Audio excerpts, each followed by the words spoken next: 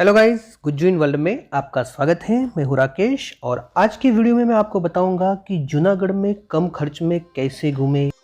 और जूनागढ़ अहमदाबाद से 310 किलोमीटर की दूरी पे स्थित है और राजकोट से 102 किलोमीटर की दूरी पे स्थित है। और जूनागढ़ पूरे भारत में रोड और रेलवे के साथ जुड़ा हुआ है।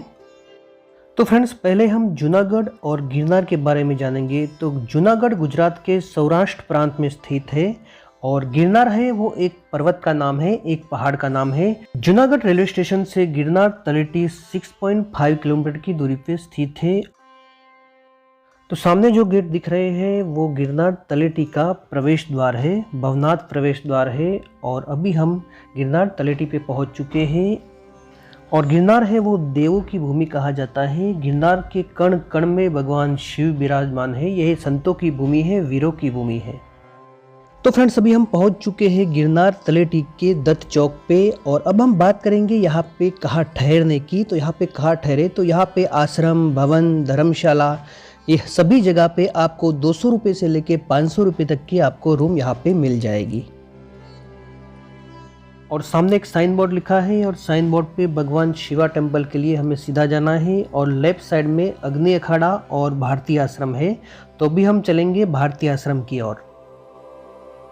और सामने आपको भारतीय आश्रम दिख रहा है। तो दत्त चौक से लगभग 200 मीटर की दूरी पे भारतीय आश्रम स्थित है और इसमें रहने और खाने की सारी सुविधाएं उपलब्ध है।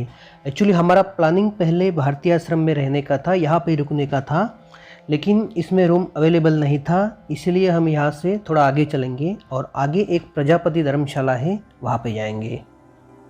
और सामने जो गेट है उसके ऊपर लिखा हुआ है प्रजापति अतिथि भवन। और यहाँ पे हमको 700 रुपये में एक रूम मिल गई है। पर नाइट 700 रुपये में एक रूम मिली है। और मेरे साथ और 2 बंदे हैं, यानी तीनों में हम डिवाइड करेंगे तो 233 रुपीज़, 233 रुपीज़ पर हेड हमें 1 नाइट का पड़ेगा यहाँ पे। यदि आप गिरनार आते हैं तो मेरा आपको सजेशन है कि आप किसी भी भवन या किसी भी आश्रम में रहे, वहाँ पे रूम ले आप। क्योंकि आप होटल में रूम लेंगे तो सिर्फ आपको अपने रूम में ही बैठे रहना पड़ेगा और बाहर इतना कोई बड़ा तो होटल रहता नहीं है, आगे बहुत सारी जगह नहीं रहती है। और आश्रम रहेगा या भवन रहेगा तो उसके आगे बहुत खुली जगह रहती है, आप नीचे जाके टहल भी सकते हो, बैठ सकते हो। हाँ, एक चीज़ आपको और बता दें कि प्रजापति अतिथि भवन में खाने की यहाँ पे कोई सुविधा उपलब्ध नहीं है, यहाँ पे सिर्फ ठहरने की सुविधा है। और यहाँ पे लेफ़्ट साइड में आप देख रहे हैं कि यहाँ पे ऑफिस बनी हुई है और आप पानी के लिए आरओ भी यहाँ पे लगा हुआ है। और आप बड़ी ट्रैवल्स लेके यदि आ रहे हैं यहाँ पे तो उसके लिए भी यहाँ पे सारी सुविधाएं उपलब्ध है। सामने आप देख रहे हैं कि बहुत सारे नीचे टॉयलेट बाथरूम भी अलग से बने हुए हैं। चलिए आपको रूम दिखा देते हैं। तो यहाँ पे एक रूम हमें मिला हुआ है और रूम के अंदर 3 बेड लगे हुए हैं और यहाँ पे टॉयलेट बाथरूम अटैच है। और बाहर एक गैलरी भी दी हुई है, तो मैं आपको गैलरी दिखाता हूँ। तो यहाँ पे आप देख रहे हैं कि सामने एक पहाड़ दिख रहा है जो एकदम सौंदर्य है, प्राकृतिक सौंदर्य से भरपूर है यहाँ पे।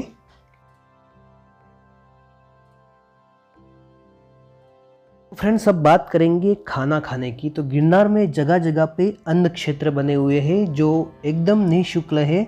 आपको खाना खाने का 1 भी रुपया नहीं देना है। यहाँ पे खाना खिलाने की सेवा चलती है और कहा जाता है कि गिरनार में खाने वाले से ज़्यादा खिलाने वाले ज़्यादा हैं।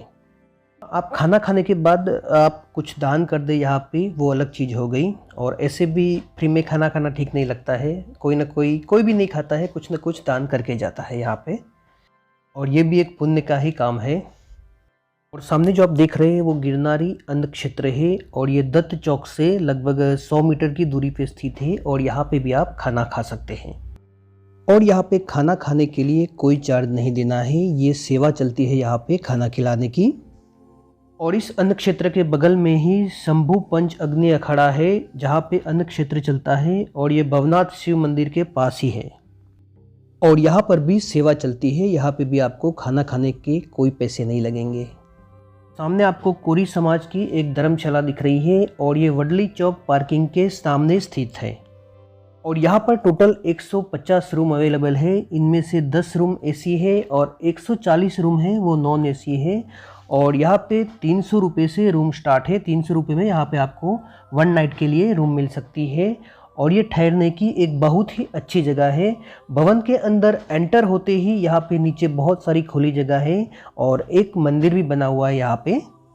गिरनार तलेटी में ठहरने के लिए एक ये भी अच्छी जगह है, तो यहाँ पे भी आप आ सकते हैं और कम रेट में यहाँ पे रह सकते हैं।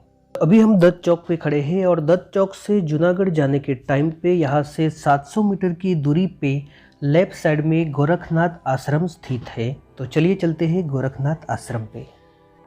तो फ्रेंड्स, अभी हम पहुंच चुके हैं गोरखनाथ आश्रम में और गिरनार का सबसे बड़ा जो रसोई घर है वो इसी आश्रम में है और वो यहाँ पे महंत श्री शेरनाथ सिंह जी बापू के सानिध्य में चल रहा है। और यहाँ पे ठहरने की और खाने की सुविधा उपलब्ध है। यहाँ पे एसी और नॉन एसी दोनों रूमें यहाँ पे अवेलेबल है और यहाँ का जो किचन है वो बड़ा ही हाईटेक है। यहाँ पे किचन में रोटी बनाने के लिए मशीन है जो 1 घंटे में 1000 रोटी बना के देता है। महंत श्री शेरनाथ जी बापू गिरनार में आने वाले सभी यात्री और साधु संतों को बड़े प्यार से खाना खिलाते हैं और इस आश्रम में आने वाला कोई भी जीव भूखा नहीं रहता है। और यहाँ पे रात को भजन कीर्तन होता है, सत्संग होता है और यहाँ का जो रात का जो माहौल है वो बड़ा भक्तिमय बन जाता है। तो आप जब भी गिरनार में आते हैं तो गोरखनाथ आश्रम की मुलाकात जरूर लें। तो दोस्तों, अब बात करते हैं जैन धर्मशाला की। तो गिरनार में नेमिनाथ समोसरन दिगंबर जैन मंदिर और धर्मशाला यहाँ पे स्थित है और यहाँ पर रहने और खाने की सुविधाएं उपलब्ध है। और पूरे गिरनार में आप कहीं भी जाओगे, किसी भी धर्मशाला या भवन में जाओगे तो लगभग 300 से लेकर 500 तक की रूम आपको मिल जाएगी। और ये जैन धर्मशाला गिरनार तलेटी से 1.5 किलोमीटर की दूरी पे तलेटी से जूनागढ़ जाने के टाइम पे ऐसा एक गेट आएगा, उस गेट से आपको अंदर जाना है और रुद्रेश्वर जागीर भारतीय आश्रम से थोड़ा ही आगे ये जैन धर्मशाला है। यहाँ पे एक धर्मशाला और भी है। ये गेट से 50 मीटर अंदर जाते ही लेफ्ट साइड में कच्ची भवन जैन धर्मशाला है और यहाँ पे भी रहने की सुविधा उपलब्ध है। तो फ्रेंड्स, जूनागढ़ और गिरनार का जो नेक्स्ट वीडियो रहेगा हमारा, उसमें मैं जूनागढ़ और गिरनार में जितने भी टूरिस्ट प्लेस है वो सारे टूरिस्ट प्लेस के बारे में पूरी डिटेल्स के साथ बताने वाला हूँ। तो वीडियो को देखना ना भूलें, नेक्स्ट वीडियो। तो उम्मीद करता हूँ दोस्तों आपको ये मेरी वीडियो पसंद आई होगी और यदि पसंद आई है तो वीडियो को लाइक और अपने दोस्तों के साथ शेयर करना ना भूलें। और जो दोस्त लोग मेरी चैनल पे नए हैं वो मेरी चैनल को सब्सक्राइब करना और बेल आइकन को प्रेस करना ना भूलें ताकि मेरे लेटेस्ट वीडियो की नोटिफिकेशन आपको मिलती रहे। वीडियो देखने के लिए धन्यवाद। हर हर महादेव।